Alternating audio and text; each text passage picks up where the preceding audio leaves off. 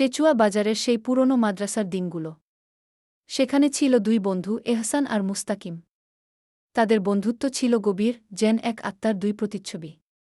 কিন্তু সেদিন এহসানের চোখে ছিল এক নতুন আলো, এক অস্থিরতা।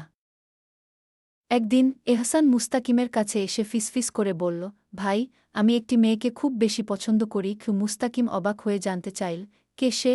এহসান নিচু স্বরে বলল, তার নাম তুশমি। মুস্তাকিমের চোখে খেলে গেল এক চতুর হাসি।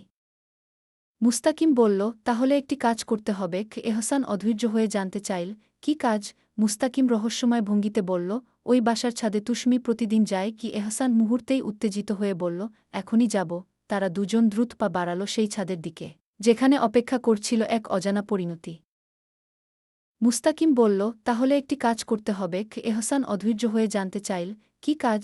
মুস্তাকিম রহস্যময় ভঙ্গিতে বলল, ওই বাসার ছাদে তুশমি প্রতিদিন যায় কি? এহসান মুহূর্তেই উত্তেজিত হয়ে বলল, এখনই যাব। তারা দুজন দ্রুত পা বাড়াল সেই ছাদের দিকে, যেখানে অপেক্ষা করছিল এক অজানা পরিণতি।